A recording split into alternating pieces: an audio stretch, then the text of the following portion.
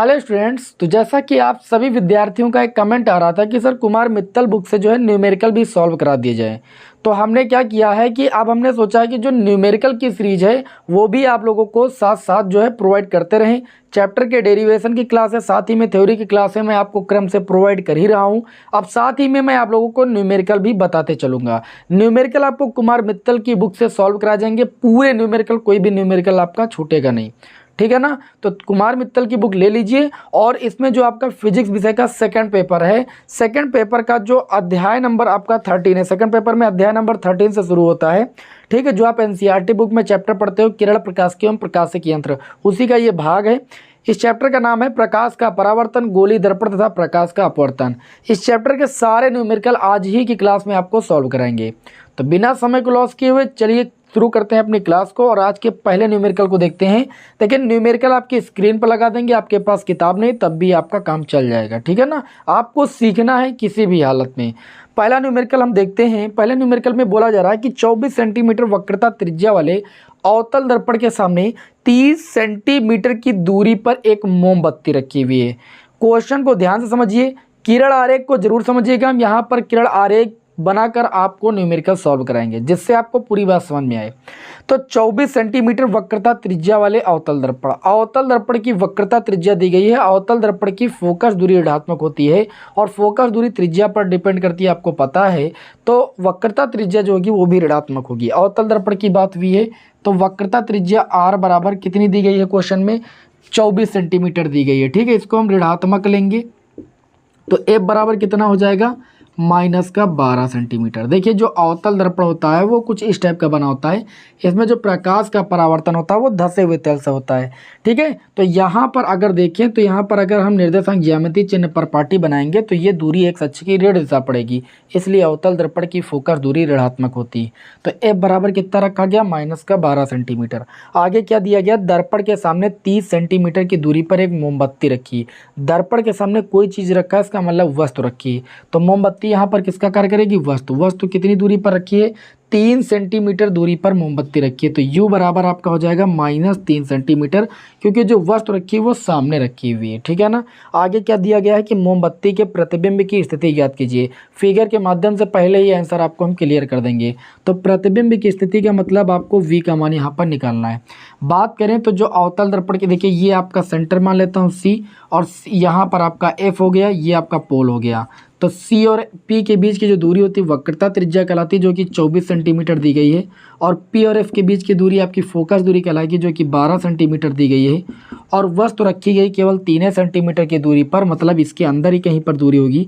तो यहाँ पर जब वस्तु रखी जाती है F और P के बीच में, तो इसका प्रतिबिंब आप लोगों ने किरण आरेख खींचा है कि वस्तु जब F और P के बीच रखी होती है तो वस्तु चलने वाली पहली किरण मुख्य फोकस से होकर जाती है, दूसरी किरण हम वक्रता केंद्र से गुजरते हैं, और ये वक्रता केंद्र से जो किरण जाती है वो पुनः जो है उसी माध्यम में वापस लौट जाती है। ये दोनों किरणें आगे फैलती हुई निकलती हैं, इसलिए दोनों किरणें एक दूसरे को कहीं पर नहीं काटेंगी। तो इसके लिए क्या करेंगे, इन किरणों को हम पीछे की ओर बढ़ा देते हैं। तो पीछे की ओर ये दोनों किरणें एक दूसरे को काटती हैं, जहाँ पर काटती हैं वहाँ पर इस वस्तु ओ डैश वस्तु का क्या बन जाता है, प्रतिबिंब आई डैश। इस स्थिति में जो प्रतिबिंब बनता है वो आभासी बनता है, सीधा बनता है, वस्तु से बड़ा बनता है।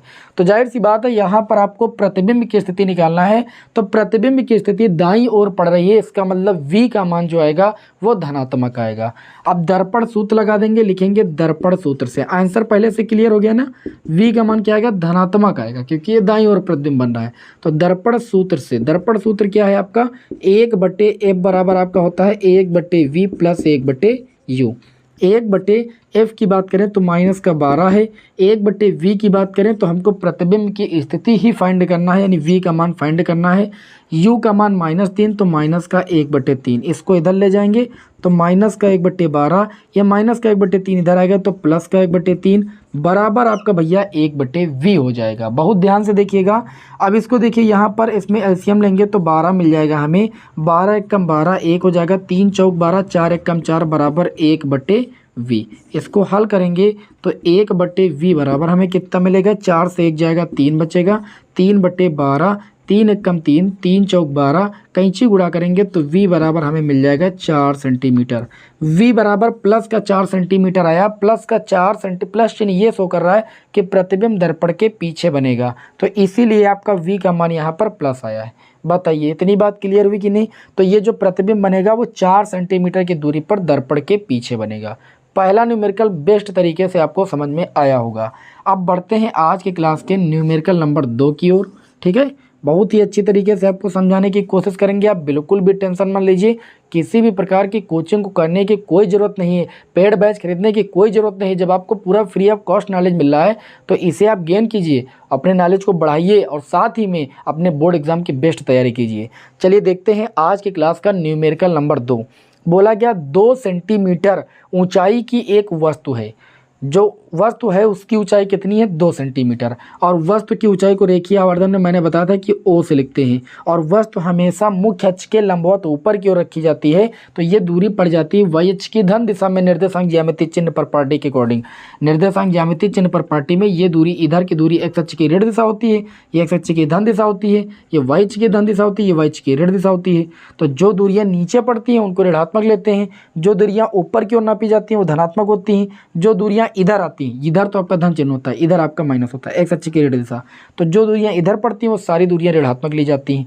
तो यहाँ पर अगर बात करें तो वस्तु की बात कही गई है, मतलब जो प्रतिबिंब बनता है भैया, एक सेकंड, जो प्रतिबिंब बनता है वो यहाँ पर पहले तो बात करें अवतल दर्पण है। अवतल दर्पण में प्रतिबिंब वास्तविक बनता है। वास्तविक कहने का मतलब प्रतिबिंब उल्टा बनता है, लेकिन इन्होंने 2 सेंटीमीटर ऊंचाई की एक वस्तु बोली है अवतल दर्पण में। वस्तु को हमेशा मुख्य अक्ष के लंबवत रखा जाता है और वस्तु की लंबाई को ओ से लिखते हैं, इसलिए प्लस का 2 सेंटीमीटर लिखा है। आगे दिया गया है कि अवतल दर्पण से 16 सेंटीमीटर की दूरी पर रखी है। क्या भाई? वस्तु रखी है, वस्तु सामने ही तो होगी, तो सामने की दूरी क्या होगी? ऋणात्मक होगी, तो ये 16 सेंटीमीटर हो जाएगी। वस्तु की स्थिति को यू से लिखते हैं, तो यू 16 सेंटीमीटर की दूरी पर स्थित है, इसलिए यू बराबर -16 सेंटीमीटर हो गया। आगे दिया दर्पण से इसका वास्तविक प्रतिबिंब 30 सेंटीमीटर की दूरी पर बनता है। प्रतिबिंब वास्तविक बनता है, वास्तविक का मतलब प्रतिबिंब उल्टा बनता है, तो प्रतिबिंब की जो लंबाई आएगी वो भैया ऋणात्मक आएगी। ठीक है ना। दर्पण द्वारा इसका प्रतिबिंब 3 सेंटीमीटर ऊंचा बनता है, 3 सेंटीमीटर ऊंचा बनता है, यानी प्रतिबिंब की लंबाई दी गई है आपको 3 सेंटीमीटर। वास्तविक बनने का मतलब प्रतिबिंब की लंबाई क्या होगी? ऋणात्मक होगी। प्रतिबिंब जब वास्तविक बनता है इसका मतलब उल्टा बनता है। ठीक है ना। आगे क्या दिया गया? ज्ञात कीजिए। सबसे पहले आपको पहले ऑप्शन में ज्ञात करना है दर्पण की फोकस दूरी निकालना है, आपको दूसरे ऑप्शन में निकालना है प्रतिबिंब की स्थिति यानी v का मान निकालना है। तो यहाँ पर I और O का मान पहले दिया गया है, तो हम पहले आवर्धन वाला सूत्र लगाएंगे। क्या लगाएंगे? लिखेंगे वी नो दैट। ठीक, वी नो दैट हम क्या जानते हैं कि जो I बटे O का मान होता है दर्पण में वो -v बटे u के बराबर होता है। रेखीय आवर्धन का सूत्र मैंने आप सभी को बताया है, जो विद्यार्थी क्लासें लगातार कर रहे हैं उनको सब समझ में आएगा। यहाँ पर देखिए I होती है प्रतिबिंब की लंबाई जो कि भैया -3 दी गई है, O होती है ऑब्जेक्ट यानी वस्तु की लंबाई जो कि 2 दी गई है। बराबर आगे बात करें तो माइनस लगा देंगे। v का मान हमें पता नहीं है, v का मान अभी ज्ञात करेंगे। u का मान कितना है आपका? -16, तो यहाँ पर लिख देंगे भैया -16। एक चीज़ और बता दें कि अवतल दर्पण में जब भी प्रतिबिंब वास्तविक बनता है तो वो दर्पण के सामने ही बनता है, तो यहाँ पर जो v का मान आना चाहिए वो ऋणात्मक ही आना चाहिए। तो यहाँ पर देखिए माइनस माइनस कैंसिल और 2 से 16 को काटेंगे, 2 8 16, कैंची गुणा करेंगे तो v बराबर 8 माइनस गुणे -3, 8 3 कितना आ जाएगा भैया? -24 सेंटीमीटर। ये 100% सही आया है। ठीक है ना। अब ये आ गए प्रतिबिंब। जो प्रतिबिंब है वास्तविक बनता है अवतल दर्पण के सामने 24 सेंटीमीटर की दूरी पर, लेकिन हमको ये नहीं निकालना था। हमको क्या निकालना था? हमें निकालना था फोकस दूरी। ठीक है, तो ये माइनस चिन्ह ये शो कर रहा है कि प्रतिबिंब अवतल दर्पण के सामने बन रहा है। फोकस दूरी निकालना है तो एक सूत्र जानते हैं, दर्पण सूत्र 1/f बराबर क्या होता है? 1/v प्लस का 1/u, यही तो दर्पण सूत्र होता है। तो 1/f बराबर 1/v की अगर बात करें तो v का मान आ चुका है -24, और अगर हम u की बात करें तो वस्तु की स्थिति है -16, तो 1/-16। अच्छा 24 और 16 में एलसीएम मिल जाएगा हमें 48। 24 दूना 48 होता है और 2 एकम कितना हो जाएगा -2। 16 3 48 होता है, 3 एकम कितना हो जाएगा -3। आप जैसे भी इसको गुणा भाग कर पाएँ, कैंची गुणा ऐसे करना है तो जैसे भी आप कर पाएँ, ठीक है ना। -2 -3 माइनस का आपका हो जाएगा 5 और बटे में हो जाएगा 48। अगर 1/f बराबर -5/48 है तो अगर दोनों पक्षों को पलट दें तो f बराबर हो जाएगा 48/-5। 5 9 कितना होता है 45, ठीक है। 3 बचा, पॉइंट लगाया, 0 बढ़ाया, 30 हो गया, 5 छक्का 30। 9.6 आएगा, वो भी माइनस चिन्ह लगा तो माइनस लगा देंगे। 9.6 सेंटीमीटर क्या होगी भाई, फोकस दूरी होगी। अवतल दर्पण की फोकस दूरी ऋणात्मक होती है, इसीलिए अवतल दर्पण की यहाँ पर फोकस दूरी ऋणात्मक आई। अगर ये ऋणात्मक नहीं आती तो आंसर आपका गलत होता, ठीक है। इससे आप अंदाज़ा लगा सकते हो। तो फोकस दूरी कितनी हो जाएगी 9.6 सेंटीमीटर और जो आपका प्रतिबिंब की स्थिति हो जाएगी वो -24 सेंटीमीटर। माइनस चिन्ह ये शो कर रहा है कि प्रतिबिंब दर्पण के सामने बन रहा है।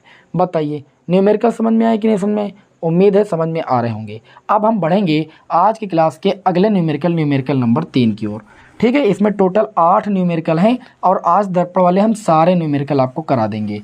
बस आप सभी लोग क्लास को अंत तक करते रहिए जिससे आपको सारी बात अच्छी तरीके से समझ में आ जाए। चलिए भाई देखते हैं। तो आज की क्लास का अगला न्यूमेरिकल नंबर 3। न्यूमेरिकल नंबर 3 ये कहता है कि एक अवतल दर्पण अपने से 10 सेंटीमीटर की दूरी पर रखी वस्तु का 3 गुना बड़ा वास्तविक प्रतिबिंब बनाता है, ठीक है ना। बहुत ध्यान से समझिएगा। एक अवतल दर्पण है, जो अवतल दर्पण अपने से 10 सेंटीमीटर की दूरी पर रखी वस्तु की स्थिति सबसे पहले दी गई है u बराबर 10 सेंटीमीटर। वो हमेशा सामने होगी इसलिए उस दूरी को ऋणात्मक लेंगे। 10 सेंटीमीटर की दूरी पर रखी वस्तु है, वो क्या करता है 3 गुना बड़ा वास्तविक प्रतिबिंब बनाता है। तो आप जानते हो जैसा कि अगर हम बात करें यहाँ पर प्रश्नानुसार के अकॉर्डिंग, तो प्रश्नानुसार की बात ये कही कि जैसे रेखीय आवर्धन में हमने पढ़ा है कि I/O होता है, जहाँ I होती है भैया प्रतिबिंब की लंबाई, O होता है वस्तु की लंबाई। अगर वस्तु आपकी O लंबाई की है तो इन्होंने कहा कि जो प्रतिबिंब बनता है वो 3 गुना, अपने से 3 गुना बड़ा वास्तविक का मतलब प्रतिबिंब उल्टा बनता है और उल्टे प्रतिबिंब की जो लंबाई होती है वो ऋणात्मक होती है।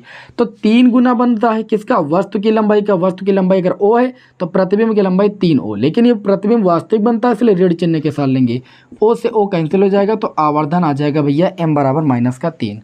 क्लियर। आगे बात करते हैं। तो दर्पण की वक्रता त्रिज्या याद कीजिए, ठीक है ना। तो यहाँ पर देखिए हम m बराबर निकालिए, m बराबर -3 और हम जानते हैं m बराबर -v/u भी होता है। इसमें रिलेशन जब तक नहीं फाइंड होगा तब तक फोकस दूरी नहीं आएगी और जब तक फोकस दूरी नहीं आएगी तब तक आपकी वक्रता त्रिज्या नहीं आएगी।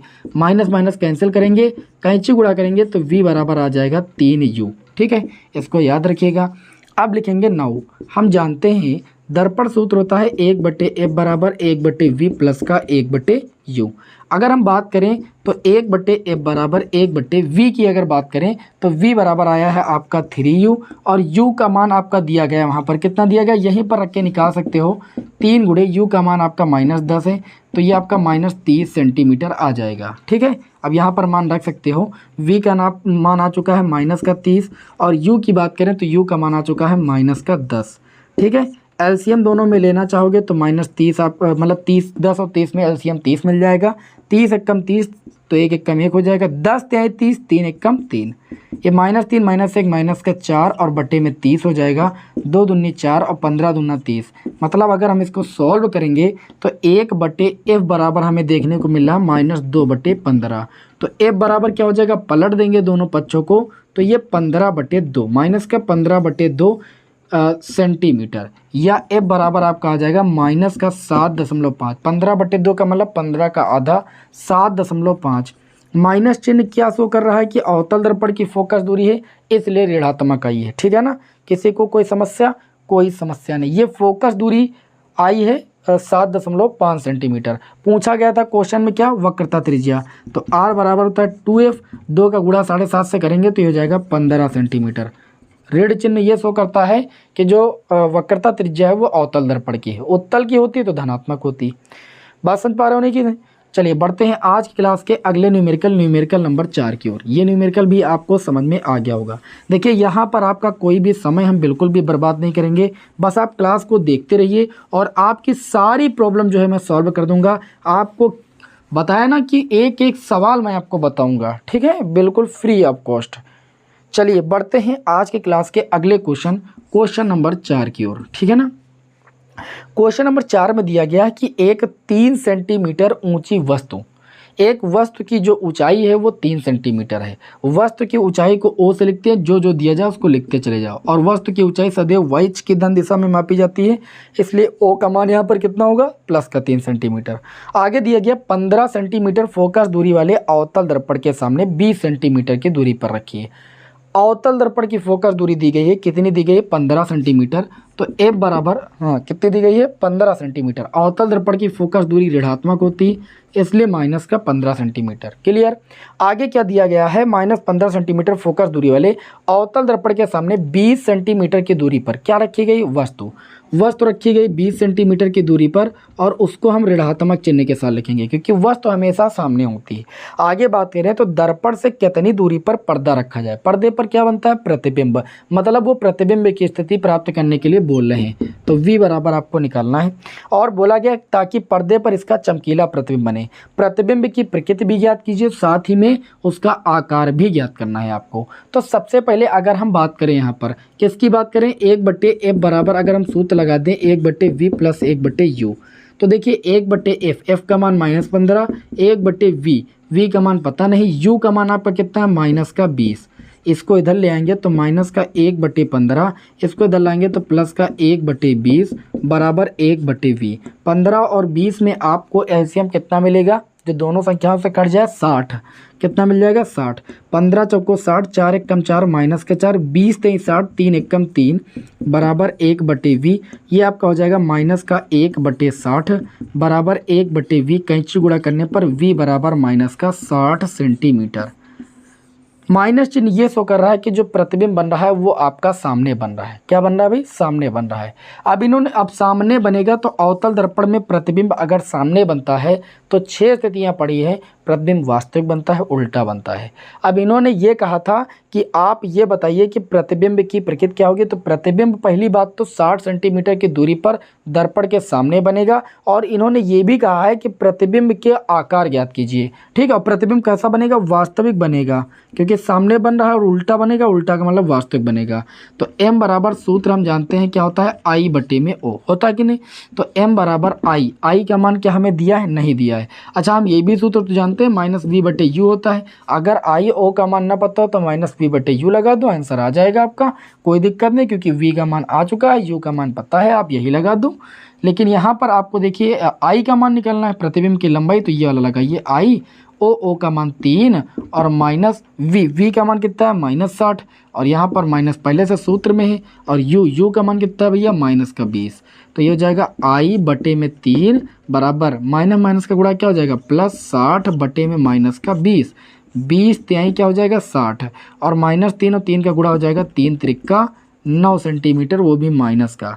प्रतिबिंब की लंबाई ऋणात्मक है, और ऋणात्मक चीज़ ये शो कर रही है कि प्रतिबिंब नीचे उल्टा बन रहा है, ठीक है ना। अगर ऋणात्मक चिन्ह रहा तो प्रतिबिंब वास्तविक और उल्टा बना, तो जाहिर सी बात पहले से क्लियर हो गया कि प्रतिबिंब सामने बन रहा है, वास्तविक उल्टा बन रहा है, तो इसीलिए प्रतिबिंब की लंबाई ऋणात्मक आ गई। बताइए भाई, किसी को कोई समस्या, कोई समस्या नहीं। बढ़ते हैं आज के क्लास के अगले न्यूमेरिकल नंबर 5 की ओर, है ना।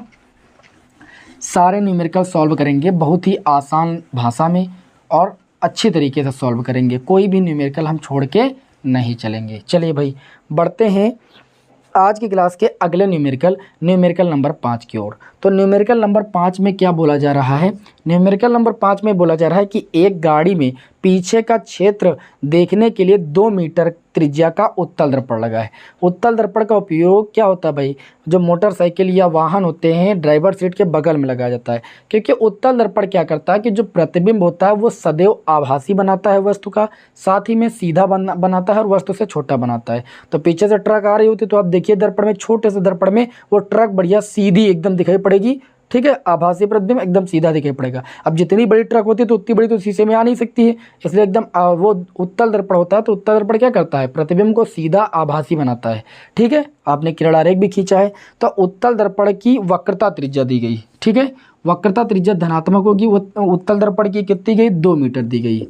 अच्छा, फोकस दूरी वक्रता त्रिज्या की आधी होती है तो फोकस दूरी हो जाएगी 1 मीटर। उत्तल दर्पण की इसलिए धनात्मक चिन्ह के साथ लिखेंगे।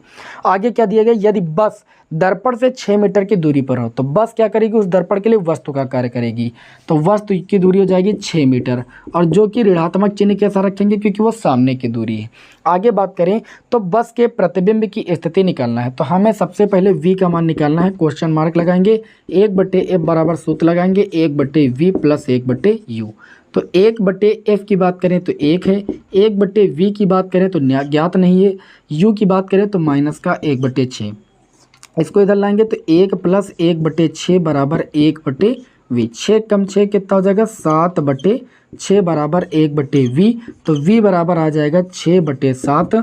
पॉइंट लगाएंगे, 60 हो जाएगा, 7 56, और फिर 4 बचा और पॉइंट लगा, 0 बढ़ा देंगे, 40 हो जाएगा, 7 35, 0.85 आएगा सेंटीमीटर, जो सेंटीमीटर नहीं मीटर।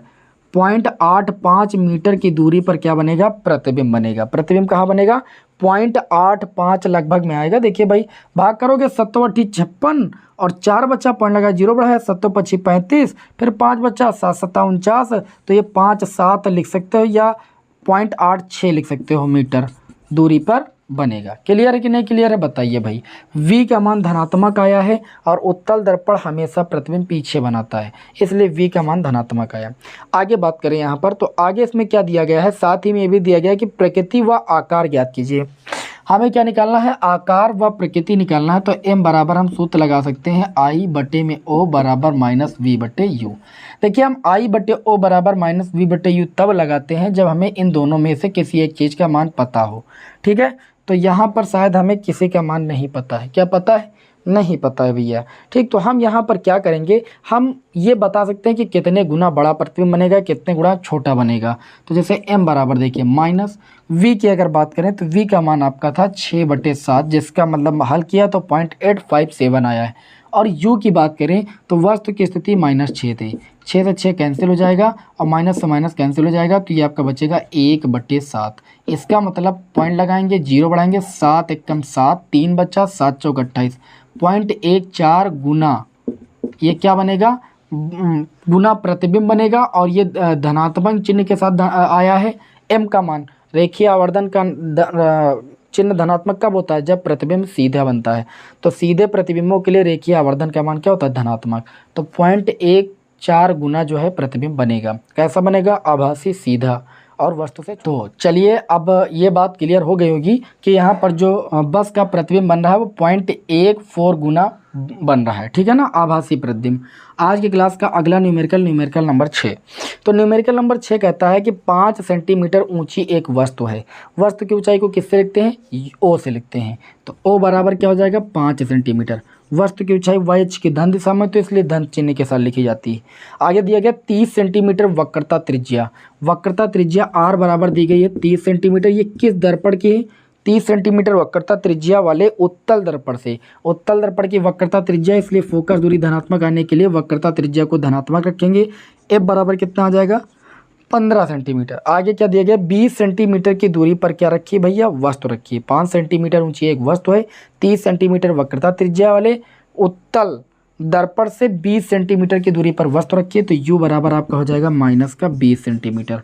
क्या बोला जा रहा है इसमें, प्रतिबिंब की स्थिति, प्रकृति व आकार ज्ञात कीजिए। तो प्रतिबिंब की स्थिति निकालना है, तो v बराबर 1/f बराबर 1/v प्लस 1/u सूत्र लगा दो। 1/f, f का मान 15 हो जाएगा उत्तल दर्पण के लिए। v का मान निकालना है, u का मान कितना है आपका -20 रख करके v का मान आप निकाल सकते हो। ये क्वेश्चन आपको होमवर्क के लिए दे रहा हूँ।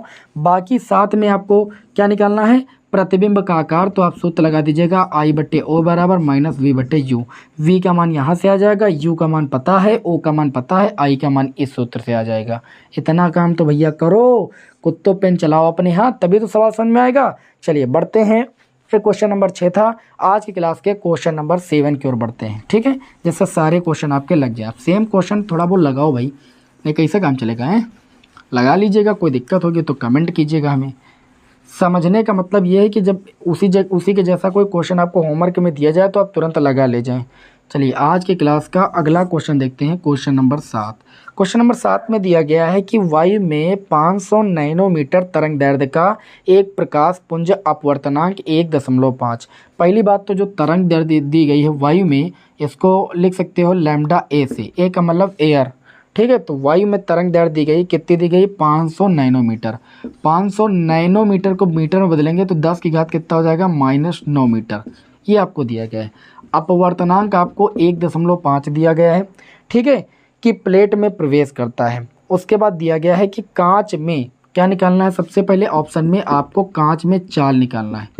क्या निकालना है, चाल निकालना है। यहाँ पर माध्यम है कांच की प्लेट, ठीक है। आपने सूत्र पढ़ा है, सूत्र अपवर्तनांक की परिभाषा से पढ़ा है, कक्षा 10 में पढ़ा है कि अपवर्तनांक n बराबर सूत्र होता है वायु अथवा निर्वात में क्या, प्रकाश की चाल। सूत्र को लिख लीजिएगा, नहीं याद है तो, निर्वात अथवा वायु में प्रकाश की चाल बटे में माध्यम में प्रकाश की चाल, माध्यम में प्रकाश की चाल, ठीक है। तो n का मान 1.5 है। वायु में प्रकाश की अगर चाल की बात करें तो सभी को आना चाहिए, 3 × 10⁸ मीटर प्रति सेकंड होती है निर्वात अथवा वायु में प्रकाश की चाल, रटा होना चाहिए। और माध्यम में प्रकाश की चाल आपको निकालना है। कांच में क्या निकालना था, प्रकाश की चाल। माध्यम का क्या था यहाँ पर, कांच। तो आपको चाल निकालना है, यानी v का मान निकालना, Vg, ठीक है। Vg इधर आ जाएगा, वेलोसिटी ऑफ ग्लास, ठीक है। 3 × 10⁸ और 1.5 नीचे आ जाएगा। अच्छा, 1.5 कम 1.5 दूना कितना होता है, 3, तो ये आ जाएगा 2 × 10⁸ कितना, 8। कुछ गड़बड़ तो नहीं हुआ, सही है ना, ठीक, ओके। तो ये आपकी जो चाल हो जाएगी वो 2 × 10⁸ मीटर प्रति सेकंड हो जाएगी। ये कांच में प्रकाश की चाल होगी। आगे क्या दिया गया है, आगे बात ये कही गई है कि आप निकालिए आवृत्ति। भैया आवृत्ति को हम प्रदर्शित करते हैं न्यू से, और आप सभी लोग जानते हो, सूत्र भी जानते हो, C बराबर न्यू लैम्डा। जहाँ भैया न्यू होती है आवृत्ति, C होती है निर्वात अथवा वायु में प्रकाश की चाल, लैम्डा होती है तरंग दैर्ध्य, ठीक है, जो कि आपको दी गई है, ठीक है। वायु में आपको तरंग दैर्ध्य दी गई है। तो यहाँ पर देखिए 3 × 10⁸, ये C का मान हो जाएगा, आवृत्ति निकालना है। लैम्डा का मान दिया गया है 500 × 10⁻, कितना दिया गया है, -9। इसे सॉल्व करना है और हमें यहाँ से न्यू का मान निकालना है। न्यू कहलाती है आवृत्ति, ठीक है। कहीं कहीं पर आवृत्ति को n से भी लिखा जाता है, यहाँ पर आवृत्ति को किससे लिखा गया है, न्यू से लिखा गया है। C बराबर n लैम्डा पढ़ा होगा आप लोगों ने भाई, ठीक है। वहाँ पर n आवृत्ति ही तो थी, यहाँ पर आवृत्ति को न्यू से मैंने लिख दिया है बस। तो देखिए ये आपका हो जाएगा 3 × 10⁸, और बटे में ले आएंगे हम 500 × 10⁻⁻9। तो हाँ बराबर ये कितना हो जाएगा, न्यू, ठीक है ना। अब देखिए इसको लिख सकते हो 3/5, और देखिए 2 जीरो से अगर आप देखिए 2 जीरो इसको लिख सकते हो हल करके 10⁸, और नीचे 10⁻⁻9 और 10⁻2 या 10⁻⁻7, ये ऊपर चला जाएगा बराबर न्यू। तो हो जाएगा 3/5 × 10⁻, ये -7 ऊपर जाएगा प्लस, ये 15 हो जाएगा, ठीक है। बराबर कितना हो जाएगा, न्यू। आवृत्ति है तो इसको भाग करोगे, पॉइंट लगाओगे, 5 छक्का 30, 0.6 × 10⁻, कितना आ जाएगा, 15। आवृत्ति का मात्रा क्या होता है, हर्ट्ज। तो आवृत्ति कितनी आ जाएगी, 0.6 × 10⁻15, या इसको ऐसे भी लिख सकते हो, दशमलव आगे बढ़ाओगे तो 6.0 × 10⁻, कितना लिख सकते हो, 14 हर्ट्ज, क्योंकि पॉइंट इधर बढ़ाओगे तो 1 घात में कम हो जाएगा। तो न्यू बराबर 6 × 10⁻, 14 हर्ट्ज लिखो, या 0.6 × 10⁻15 लिखो, बात सेम, कोई दिक्कत, कोई दिक्कत नहीं। आगे तीसरे ऑप्शन में क्या पूछा गया, तरंग दैर्ध्य निकालिए, लैम्डा का मान निकालना है, ठीक है ना। तो वो भी कांच में लैम्डा का मान निकालना है। तो मैं आपको बता दूं, देखिए सभी लोगों को सूत्र आप लोगों को बताया गया है, एक स्नेल के नियम में पढ़ा भी है आप लोगों ने, कि जो अपवर्तनांक होता है जब कोई प्रकाश किरण एक माध्यम से दूसरे माध्यम में जाती है तो अपवर्तनांक बराबर होता है पहले माध्यम में प्रकाश की तरंग दैर्ध्य बटे में जिस माध्यम में जा रही है उसकी तरंग दैर्ध्य, ठीक है ना।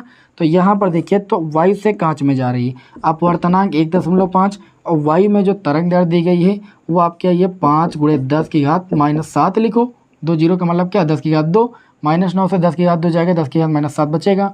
और बटे में लैम्डा जी की अगर बात करें तो हमें यहाँ पर क्या निकालना था, हमें यहाँ पर ये तो निकालना तरंग दैर्ध्य, किसमें, कांच में, लैम्डा जी का मान निकालना है। तो लैम्डा जी बराबर 5 × 10⁻⁻7, और इस 1.5 को बटे में ले आएंगे, पॉइंट हटाएंगे, 0 बढ़ाएंगे, 5 × 3 = 15, 5 × 10 = 50, लैम्डा जी बराबर 10 10 गुणे 10 की घात माइनस 7 का मतलब क्या है, ये हो जाएगा 10 की घात माइनस 6 और बटे में 3। इसका मतलब 1/3 गुणे 10 की घात माइनस 6 भी तो इसे लिखा जा सकता है। 1/3 का मतलब सभी लोग जानते हो 0.333 गुणे 10 की घात माइनस 6, ये तरंग दैर्ध्य है आपकी, ठीक है ना।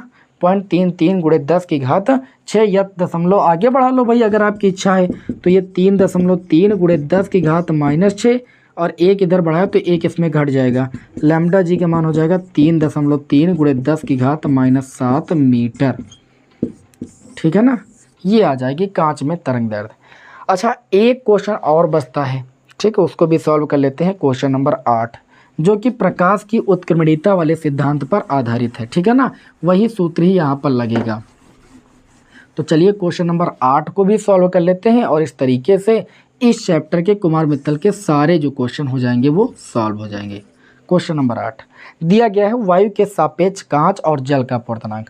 वायु को एयर से लिखते हैं तो वायु के सापेक्ष अगर हमें किसका अपवर्तनांक दिया गया है, वायु के सापेक्ष कांच का, कांच को मतलब ग्लास बोलते हैं, तो ANG का मान आपको दिया गया है, कितना दिया गया है आपको 3/2, 3/2 लिख लेंगे।